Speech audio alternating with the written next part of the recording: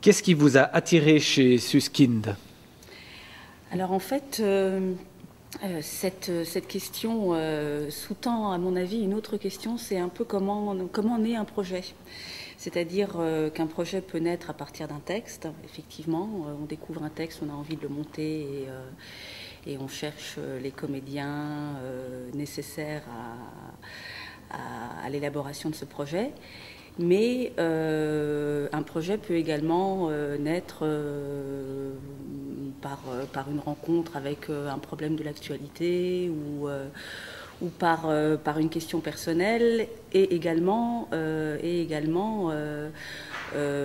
par la rencontre avec un comédien ou avec une comédienne. Et donc dans ce contexte-là, dans le contexte de la contrebasse, c'est plutôt ça qui s'est passé. C'est-à-dire qu'avant d'avoir envie de monter la contrebasse de Susskind, texte que, à vrai dire, je ne connaissais pas plus que ça, je l'avais vu jouer il y a une quinzaine d'années en Allemagne dans un petit théâtre.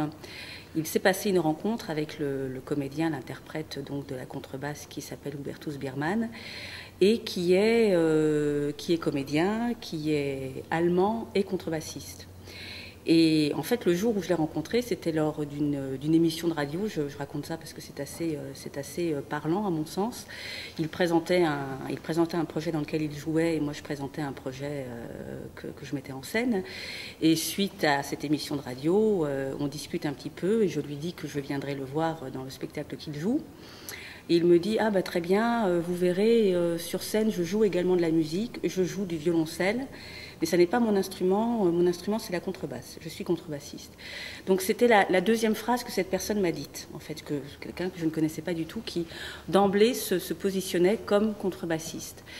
Et je lui ai dit de manière totalement associative, c'était presque une boutade en réalité, je lui ai dit « Ah mais allemand, comédien, contrebassiste, vous devriez jouer la contrebasse de Susskind. » Et c'était une boutade, c'était pas vraiment... enfin, je n'avais pas du tout prévu ni de dire ça, ni de rencontrer cette personne, ni rien du tout. Et d'ailleurs, c'était assez amusant parce que cette boutade a été reçue un peu mal au départ. C'est-à-dire qu'Hubertus Biermann m'a dit « Mais quelle drôle d'idée, c'est vraiment pas le théâtre que je joue. J'ai lu ce texte il y a 25 ans. Je me sens très très éloignée des problématiques du personnage, qui est un musicien d'orchestre, qui fait de la musique classique, c'est pas du tout mon parcours. Donc vraiment fin de non-recevoir. Mais vous savez comment c'est-à-dire qu'à partir du moment où vous vous êtes mis l'un et l'autre la puce à l'oreille, vous rentrez chez vous et quand même l'idée fait son chemin. Et en fait, on s'est mis à relire pour lui le texte de la contrebasse en allemand. Et moi qui ne l'avais pas lu, qui l'avais vu, je suis allée l'acheter pour le lire en français.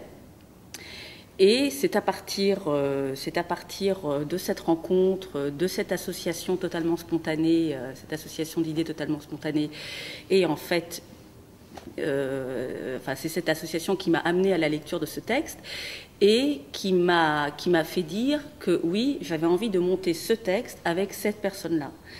Et je crois que c'est très important de le dire d'emblée, c'est-à-dire que pour moi, la contrebasse joué par un acteur aussi magnifique soit-il, mais qui n'a pas de relation avec l'instrument, ça ne m'intéresse pas. Ça ne m'intéresse pas pour moi. Après que ça puisse intéresser d'autres gens, je n'en discute pas. Mais je trouvais que de commencer à lire le texte de Susskind en se disant qu'il allait être dit, joué, vécu, respiré par quelqu'un qui savait pertinemment de quoi il parlait, parce que la musique, c'est une expérience charnelle, c'est une expérience corporelle, et le texte de Susskind est plein de ça. C'est l'histoire d'un homme qui est seul dans sa chambre, qui est à la fois, on va dire, tout à fait socialisé, donc ça peut être effectivement Monsieur Tout-le-Monde. D'ailleurs, il n'a pas vraiment de nom, c'est quelqu'un, comme dit Susskind, il n'a pas de nom, il n'a pas de prénom, on ne sait pas qui c'est. On sait juste qu'il travaille à l'orchestre en tant que contrebassiste, qu'il est 3e pupitre, donc c'est franchement l'arrière-garde de l'orchestre, puisque l'orchestre est un monde très hiérarchisé, Et donc, vu de l'extérieur, cet homme est tout à fait socialisé, intégré, tout pourrait bien aller, mais c'est véritablement l'histoire d'une solitude, d'un malheur, d'une quête, d'une crise, vécue au travers de la musique et au travers de la relation avec l'instrument. Alors, comment s'est déroulé le travail avec Hubertus? On a d'abord fait un travail sur l'écriture, sur le texte. C'est-à-dire qu'on a pris bien évidemment la traduction de Bernard Lortolari, qui est une très bonne traduction, rien à dire, mais qui est une traduction qui est j'ai envie de dire, qui a été certainement faite pour un acteur français. Je vous donne un petit exemple et ça sera plus efficace qu'un long discours. À un moment donné, dans le texte en allemand, le personnage dit « Wir Deutsche », nous les Allemands. Et ça a été traduit par « les Allemands ». Les Allemands avaient les meilleurs compositeurs, les Allemands avaient ceci, les Allemands avaient cela. Alors que le personnage dans le texte allemand dit « nous les Allemands, on avait, nous les Allemands, on avait ». C'est à la fois, je comprends qu'il y ait eu ce choix de traduction, parce que justement ça permet à différentes personnes de se glisser peut-être plus facilement dans ce discours-là, parce qu'effectivement on peut tout à fait dire les Allemands avaient tout en étant soi-même allemand. Mais ce côté revendicatif qu'a le personnage à ce moment-là en disant ça, qui peut être à la fois de la fierté comme de l'agacement ou de la haine, n'y était plus, alors qu'avec Hubertus Biermann, qui en plus il vit en France depuis une trentaine d'années, mais il a quand même un léger accent allemand, ça reprenait véritablement tout son sens. Donc il y a véritablement des choses qu'on a un petit peu retranscrites à nouveau. On s'est également autorisé, parce qu'on est tous les deux franco-allemands, moi je suis véritablement franco-allemande et lui il est allemand, donc vivant en France depuis pas mal de temps. On s'est autorisé à travailler sur les deux langues. Donc ça, en Suisse, c'est quelque chose qui va forcément vous parler. Mais c'est vrai que quand on est entre 2 ou 3 langues, même si on est très à l'aise, il y a quand même la langue de l'intimité, la langue qui est véritablement la nôtre. Et même si on vit depuis 30 ans à l'étranger, on va continuer à compter, à rêver dans sa langue. Donc tous les moments qui sont véritablement des moments très très intimes dans le texte sont des moments qui sont émaillés d'allemand. Alors, ça n'est pas non plus un problème à la compréhension, parce que c'est éventuellement retraduit ensuite dans le continuum du texte, où la situation fait qu'on comprend parfaitement de quoi il s'agit. Mais ça, c'est pareil. Je considère que c'est une forme d'adaptation, puisque c'est vraiment... ça s'adapte à la situation, donc avec ce comédien. Et bien évidemment, il y a eu autre chose qu'on a énormément travaillé et qui n'est pas dans le texte de Susskind, c'est le rapport à la musique. Parce que la particularité du texte de Susskind, c'est que cela parle d'un musicien, sauf qu'il ne joue jamais de musique. En tout cas, dans le contexte du spectacle, du monologue, il ne joue jamais de musique. Et il s'en sort en disant « je ne joue pas de cet instrument parce qu'il est très moche ». Alors évidemment, on peut s'en contenter, mais si on se contente de ça, on est uniquement dans le dit, dans le mot, dans le proclamé, alors qu'il nous semblait, nous, qu'un musicien qui vit 8 heures par jour avec son instrument dans les bras, qui vit de la musique, qui vit pour la musique, même s'il est dans un déni, dans un malheur qui lui fait rejeter son instrument, comme un couple en crise, un homme peut dire « ma femme est une imbécile finie » ou des choses comme ça, ça n'est pas si simple que ça. Et donc, on a, nous, réintroduit de la musique, c'est-à-dire qu'on a même réintroduit de la musique qu'il dit ne pas faire. Par exemple, ce musicien dit... moi, c'est la musique classique, mais le rock, le jazz, la musique interprétée, enfin la musique contemporaine. Alors ça, vraiment, c'est rien du tout pour moi.